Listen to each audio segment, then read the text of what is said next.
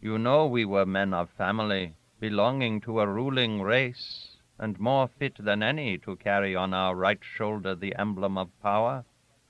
And in the time of prosperity, Si Dandring showed us favor, as we, in time of sorrow, had showed to him the faithfulness of our courage. It was a time of peace, a time of deer hunts and cockfights, of idle talks and foolish squabbles between men whose bellies are full and weapons are rusty. But the sower watched the young rice shoots grow up without fear, and the traders came and went, departed lean and returned fat into the river of peace.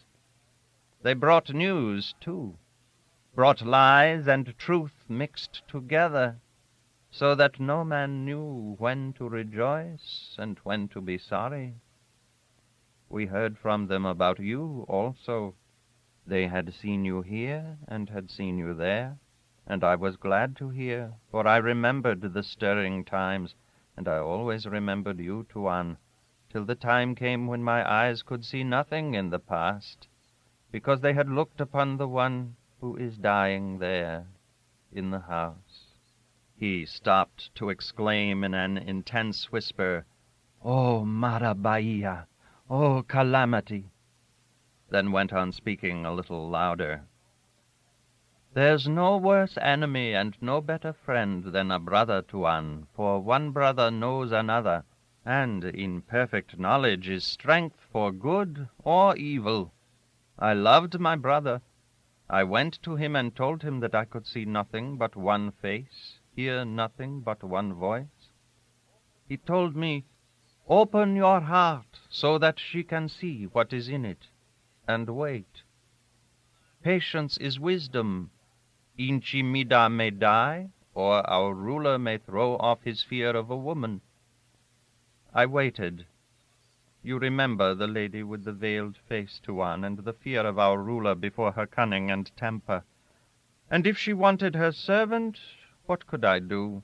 But I fed the hunger of my heart on short glances and stealthy words.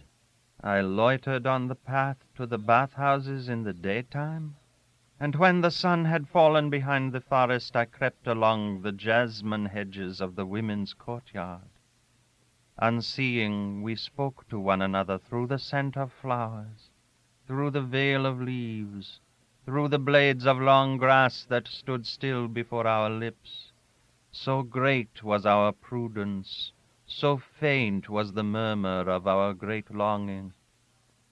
The time passed swiftly, and there were whispers amongst women, and our enemies watched. My brother was gloomy, and I began to think of killing and of a fierce death. We are of a people who take what they want, like you whites. There is a time when a man should forget loyalty and respect. Might and authority are given to rulers, but to all men is given love and strength and courage. My brother said, 'You shall take her from their midst. We are two who are like one.' And I answered, 'Let it be soon, for I find no warmth in sunlight that does not shine upon her.' Our time came when the ruler and all the great people went to the mouth of the river to fish by torchlight. There were hundreds of boats, and on the white sand between the water and the forests, dwellings of leaves were built for the households of the Rajas. The smoke of cooking fires was like a blue mist of the evening, and many voices rang in it joyfully.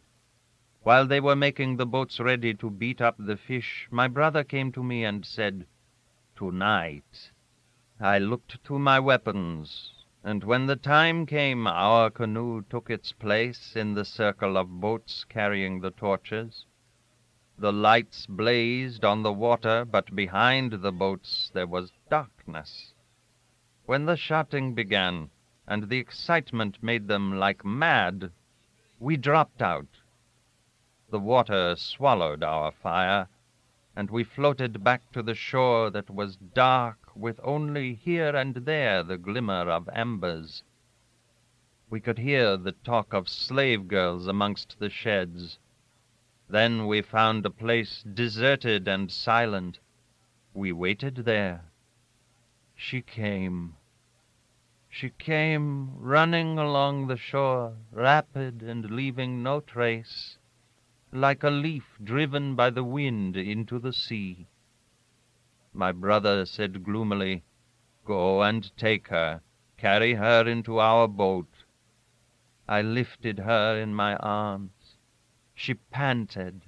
Her heart was beating against my breast. I said, "I take you from those people. You came to the cry of my heart, but my arms take you into my boat against the will of the great." "It is right," said my brother. "We are men who take what we want, and can hold it against many. We should have taken her in daylight." I said, "Let us be off." For since she was in my boat, I began to think of our ruler's many men. "Yes, let us be off," said my brother. "We are cast out, and this boat is our country now, and the sea is our refuge."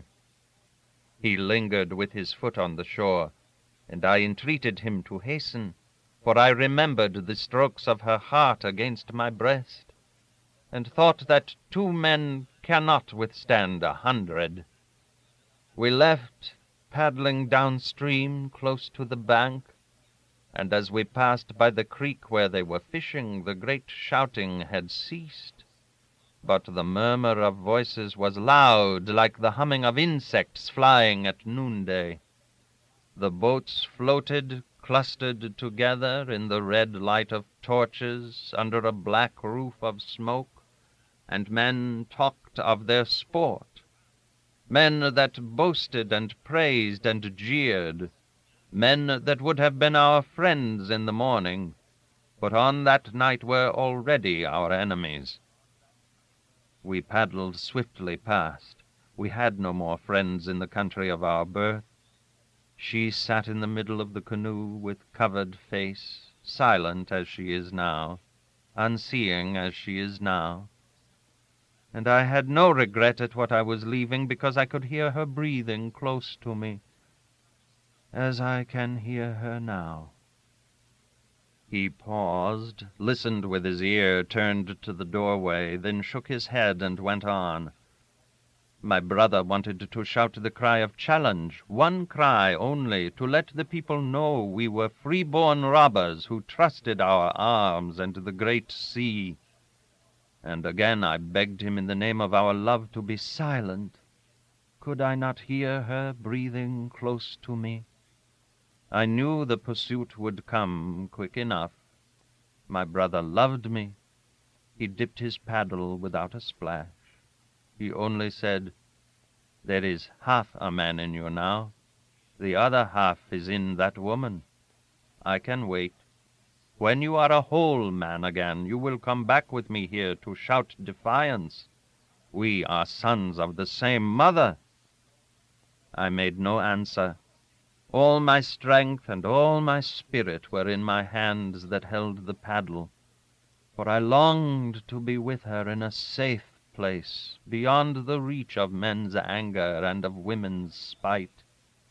My love was so great that I thought it could guide me to a country where death was unknown, if I could only escape from Inchimida's fury and from our ruler's sword. We paddled with haste, breathing through our teeth. The blades bit deep into the smooth water. We passed out of the river. We flew in clear channels amongst the shallows. We skirted the black coast. We skirted the sand beaches where the sea speaks in whispers to the land, and the gleam of white sand flashed back past our boat so swiftly she ran upon the water. We spoke not. Only once I said, "Sleep, Diamelen, for soon you may want all your strength." I heard the sweetness of her voice, but I never turned my head. The sun rose, and still we went on. Water fell from my face like rain from a cloud. We flew in the light and heat. I never looked back. but I knew that my brother's eyes behind me were looking steadily ahead, for the boat went as straight as a bushman's dart when it leaves the end of the Sumpitan. There was no better paddler, no better steersman than my brother. Many times together we had won races in that canoe, but we never had put out our strength as we did then, when for the last time we paddled together. There was no braver or stronger man in our country than my brother. I could not spare the strength to turn my head and look at him, but every moment I heard the hiss of his breath getting louder behind me. Still he did not speak. The sun was high. The heat clung to my back like a flame of fire. My ribs were ready to burst, but I could no longer get enough air into my chest. And then I felt I must cry out with my last breath, "Let us rest." "Good," he answered, and his voice was firm. He was strong. He was brave. He knew not fear and no fatigue. My brother. A murmur, powerful and gentle, a murmur vast and faint, the murmur of trembling leaves, of stirring boughs, ran through the tangled depths of the forests, ran over the starry smoothness of the lagoon, and the water between the piles lapped the slimy timber once with a sudden splash. A breath of warm air touched the two men's faces and passed on with a mournful sound, a breath loud and short, like an uneasy sigh of the dreaming earth. Arasat went on in an even, low voice. "We ran our canoe on the white beach of a little bay, close to a long tongue of land that seemed to bar our road. A long wooded cape going far into the sea. My brother knew that place. Beyond the cape a river has its entrance, and through the jungle of that land there is a narrow path. We made a fire and cooked rice. Then we lay down to sleep on the soft sand in the shade of our canoe, while she watched. No sooner had I closed my eyes than I heard her cry of alarm. We leaped up.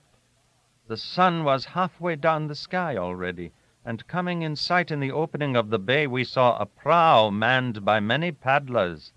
We knew it at once. It was one of our Rajah's prows. They were watching the shore and saw us. They beat the gong and turned the head of the prow into the bay. I felt my heart become weak within my breast. Diamelen sat on the sand and covered her face. There was no escape by sea. My brother laughed.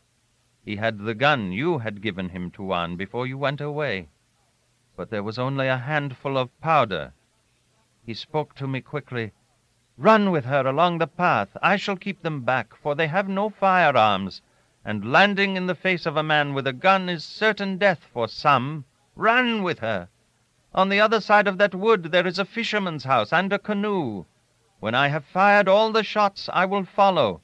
I am a great runner, and before they can come up we shall be gone. I will hold out as long as I can, for she is but a woman that can neither run nor fight, but she has your heart in her weak hands."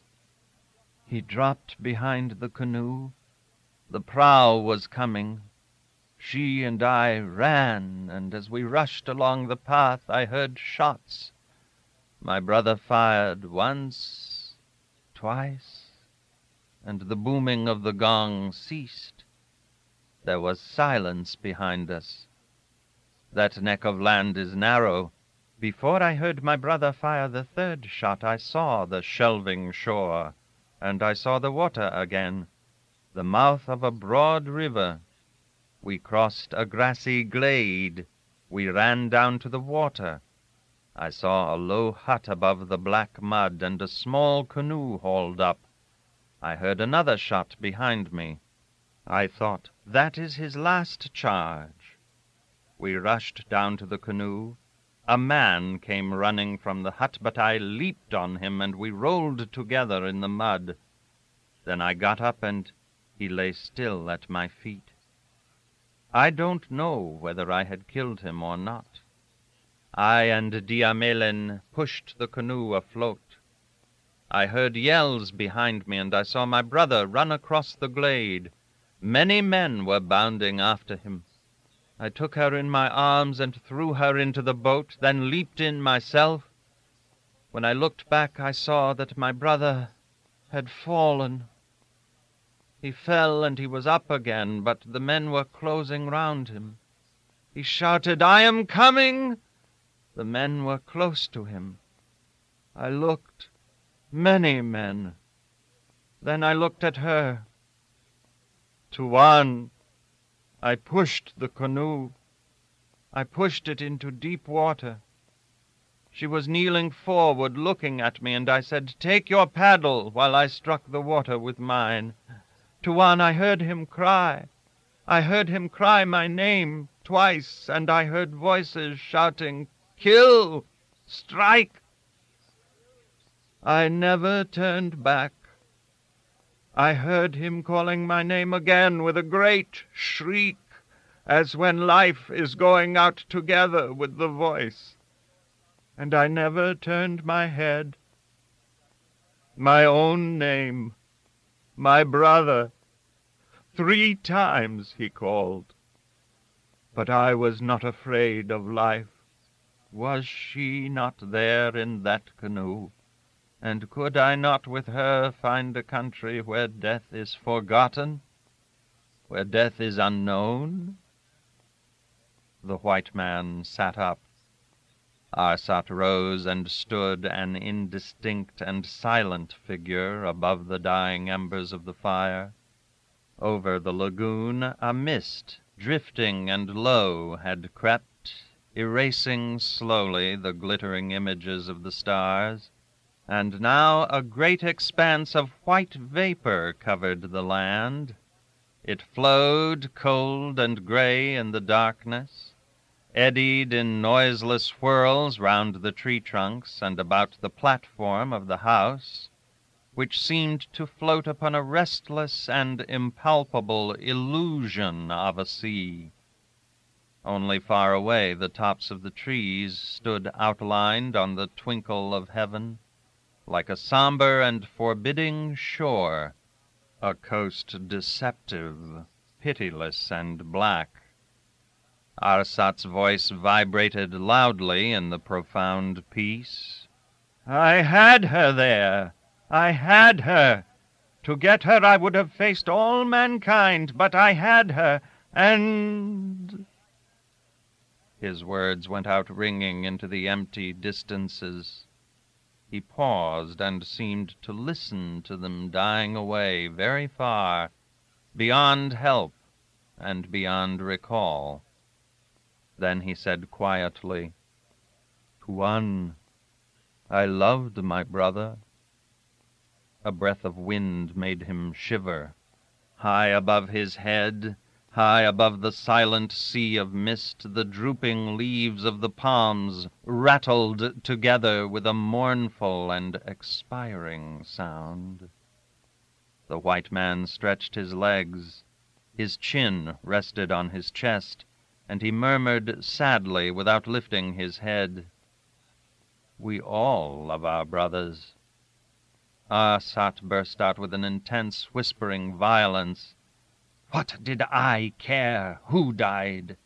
I wanted peace in my own heart." He seemed to hear a stir in the house, listened, then stepped in noiselessly. The white man stood up. A breeze was coming in fitful puffs. The stars shone paler, as if they had retreated into the frozen depths of immense space. After a chill gust of wind, there were a few seconds of perfect calm and absolute silence. Then, from behind the black and wavy line of the forests, a column of golden light shot up into the heavens and spread over the semicircle of the eastern horizon. The sun had risen. The mist lifted, broke into drifting patches, vanished into thin flying wreaths, and the unveiled lagoon lay polished and black in the heavy shadows at the foot of the wall of trees. A white eagle rose over it with a slanting and ponderous flight, reached the clear sunshine, and appeared dazzlingly brilliant for a moment, then soaring higher became a dark and motionless speck before it vanished into the blue as if it had left the earth forever. The white man, standing, gazing upwards before the doorway, heard in the hut a confused and broken murmur of distracted words, ending with a loud groan. Suddenly Arsat stumbled out with outstretched hands, shivered, and stood still for some time with fixed eyes. Then he said, "She burns no more." Before his face the sun showed its edge above the treetops, rising steadily.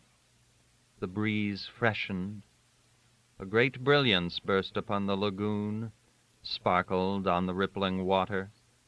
The forests came out of the clear shadows of the morning, became distinct as if they had rushed nearer, to stop short in a great stir of leaves, of nodding boughs, of swaying branches.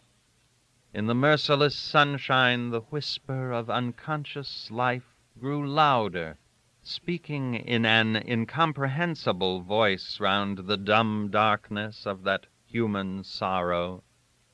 Arsat's eyes wandered slowly, then stared at the rising sun.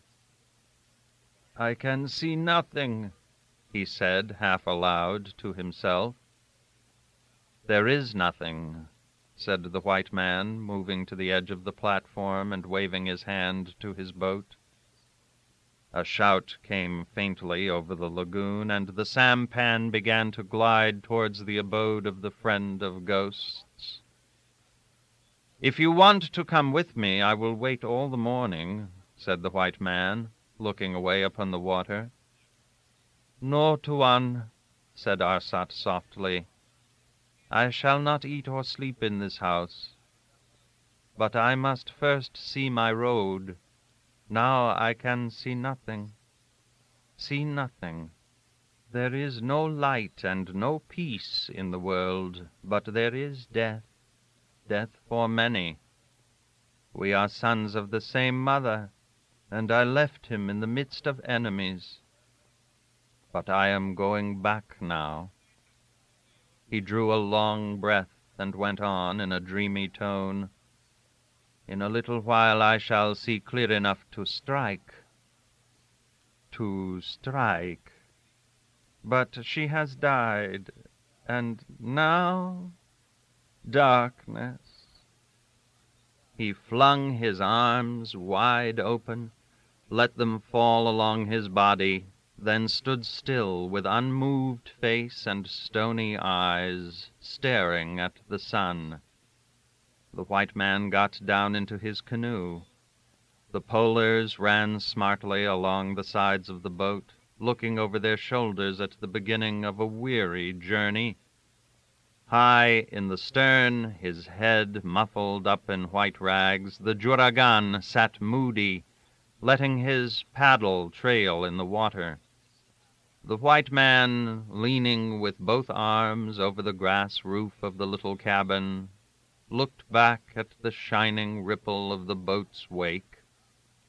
Before the sampan passed out of the lagoon into the creek, he lifted his eyes. Arsat had not moved. He stood lonely in the searching sunshine, and he looked beyond the great light of a cloudless day into the darkness of a world of illusions. This concludes the reading of The Lagoon. The reading of The Tale follows immediately. The Tale. Outside the large single window, the crepuscular light was dying out slowly in a great square gleam without color, framed rigidly in the gathering shades of the room. It was a long room.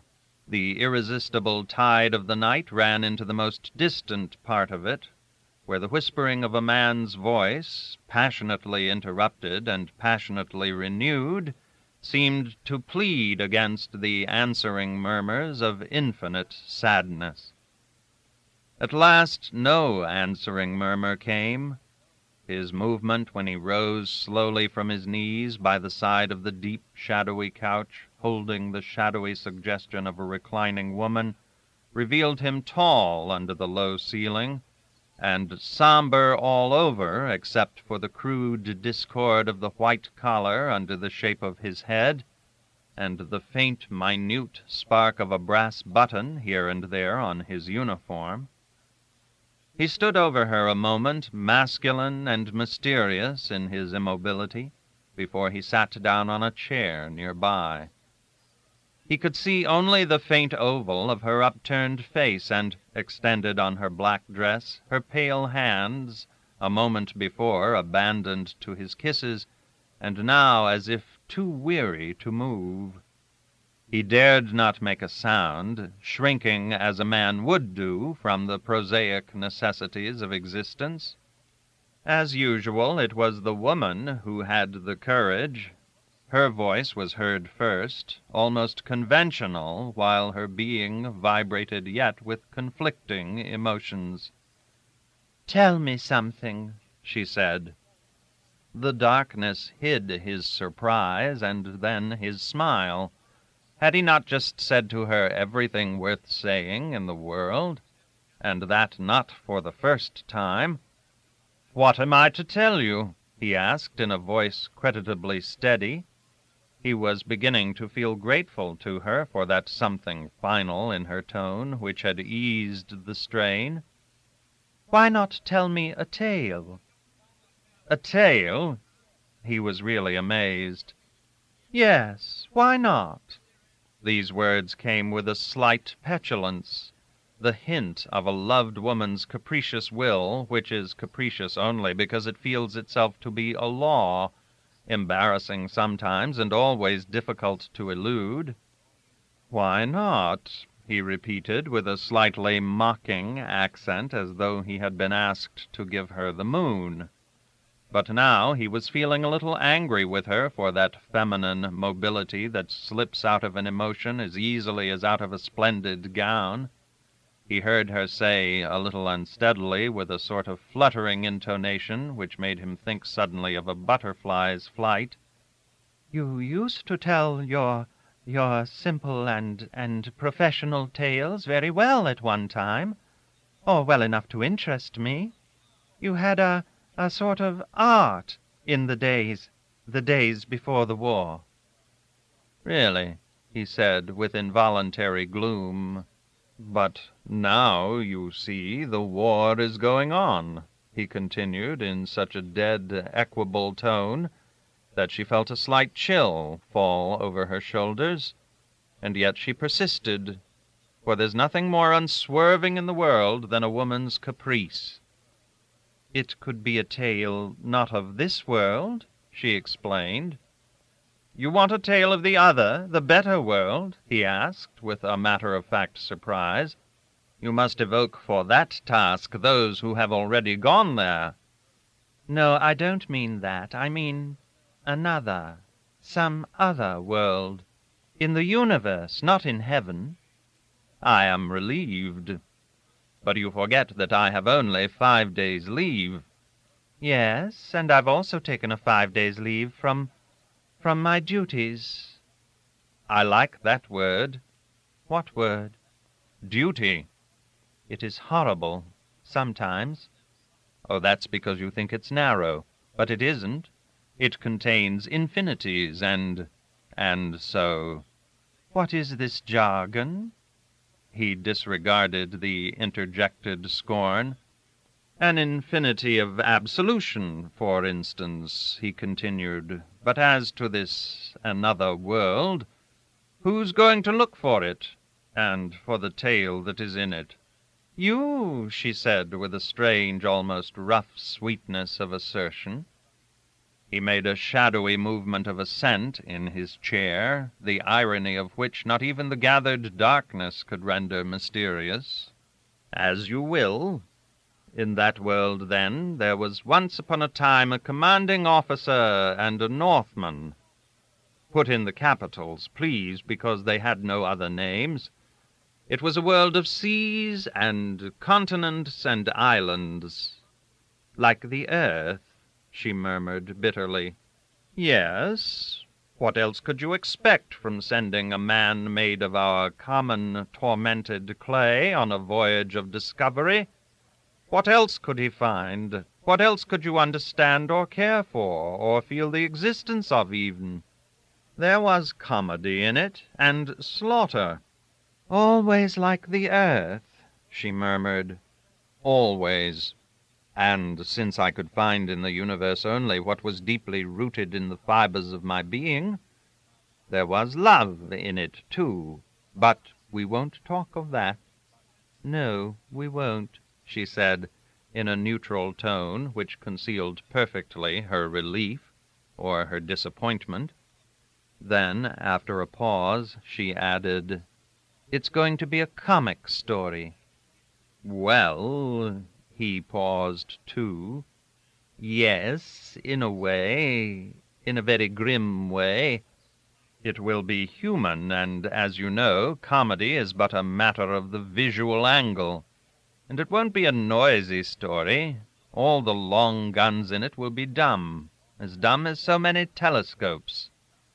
"Ah, there are guns in it, then. And may I ask, where?" "Afloat.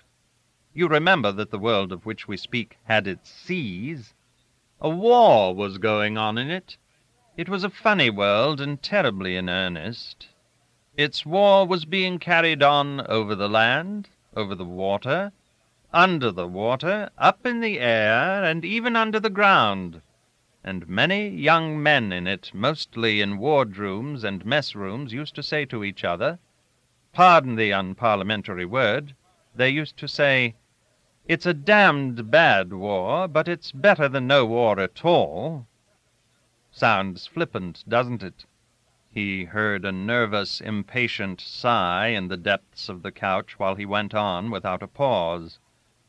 "And yet there is more in it than meets the eye. I mean more wisdom. Flippancy, like comedy, is but a matter of visual first impression. That world was not very wise, but there was in it a certain amount of common working sagacity. That, however, was mostly worked by the neutrals in diverse ways, public and private, which had to be watched by acute minds and also by actual sharp eyes. They had to be very sharp indeed, too, I assure you." "I can imagine," she murmured appreciatively. "What is there that you can't imagine?" he pronounced soberly. "You have the world in you. But let us go back to our commanding officer, who, of course, commanded a ship of a sort.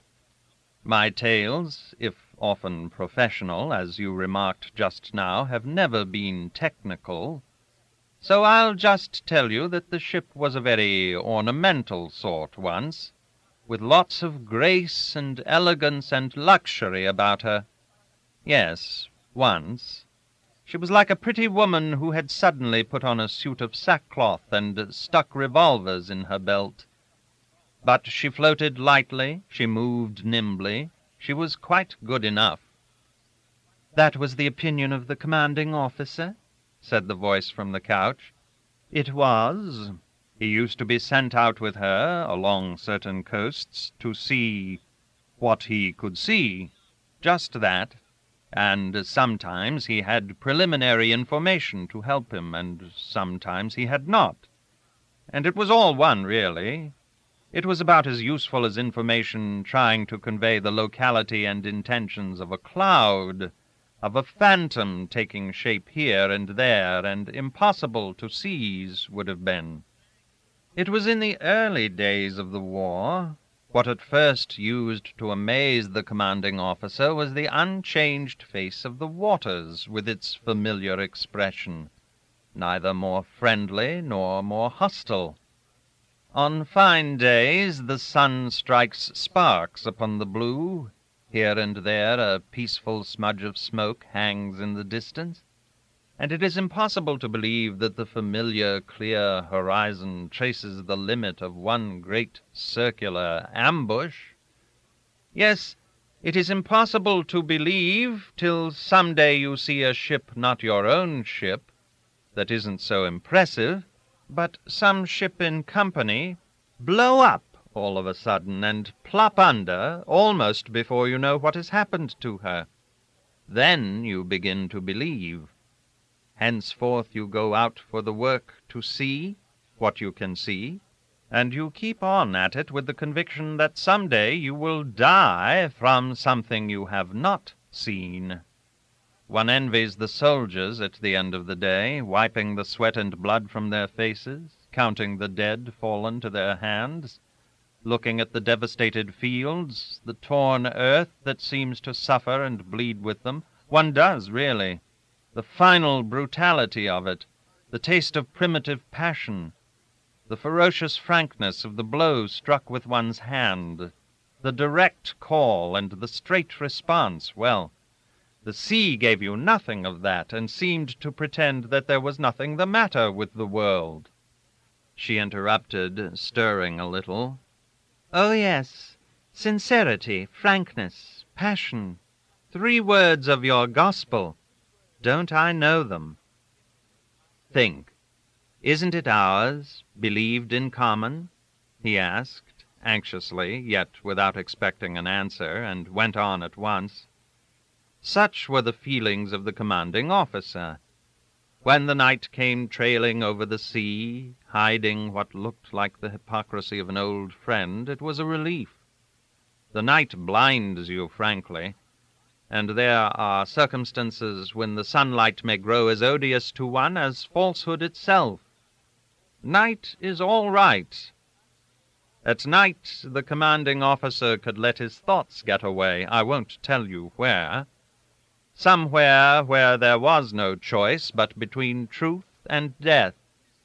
But thick weather, though it blinded one, brought no such relief. Mist is deceitful. The dead luminosity of the fog is irritating. It seems that you ought to see. One gloomy, nasty day, the ship was steaming along her beat in sight of a rocky, dangerous coast that stood out intensely black, like an India ink drawing on gray paper. Presently the second in command spoke to his chief. He thought he saw something on the water, to seaward. Small wreckage, perhaps. But there shouldn't be any wreckage here, sir, he remarked. No, said the commanding officer. The last reported submarined ships were sunk a long way to the westward. But one never knows. There may have been others since then, not reported nor seen, gone with all hands. That was how it began. The ship's course was altered to pass the object close, for it was necessary to have a good look at what one could see. Close, but without touching it, for it was not advisable to come in contact with objects of any form whatever, floating casually about. Close, but without stopping or even diminishing speed, for in those times it was not prudent to linger on any particular spot, even for a moment. I may tell you at once that the object was not dangerous in itself. No use in describing it. It may have been nothing more remarkable than, say, a barrel of a certain shape and color, but it was significant. The smooth bow wave hove it up as if for a closer inspection, and then the ship, brought again to her course, turned her back on it with indifference. while 20 pairs of eyes on her deck stared in all directions, trying to see what they could see. The commanding officer and his second-in-command discussed the object with understanding. It appeared to them to be not so much a proof of the sagacity as of the activity of certain neutrals. This activity had in many cases taken the form of replenishing the stores of certain submarines at sea. This was generally believed, if not absolutely known, but the very nature of things in those early days pointed that way. The object looked at closely and turned away from with apparent indifference put it beyond doubt that something of the sort had been done somewhere in the neighborhood. The object in itself was more than suspect, but the fact of its being left in evidence roused other suspicions. Was it the result of some deep and devilish purpose? As to that, all speculation soon appeared to be a vain thing. Finally, the two officers came to the conclusion that it was left there most likely by accident, complicated possibly by some unforeseen necessity, such perhaps as the sudden need to get away quickly from the spot, or something of that kind. Their discussion had been carried on in curt, weighty phrases, separated by long, thoughtful silences, and all the time their eyes roamed about the horizon in an everlasting, almost mechanical effort of vigilance. The younger man summed up grimly, "Well, it's evidence, that's what this is. Evidence of what we were pretty certain of before, and plain, too." "And much good it will do to us," retorted the commanding officer. "The parties are miles away, the submarine, devil only knows where, ready to kill, and the noble neutral slipping away to the eastward, ready to lie." The second-in-command laughed a little at the tone, but he guessed that the neutral wouldn't even have to lie very much. Fellows like that, unless caught in the very act, felt themselves pretty safe. They could afford to chuckle. That fellow was probably chuckling to himself. It's very possible he had been before at the game and didn't care a rap for the bit of evidence left behind. It was a game in which practice made one bold and successful, too. And again he laughed faintly.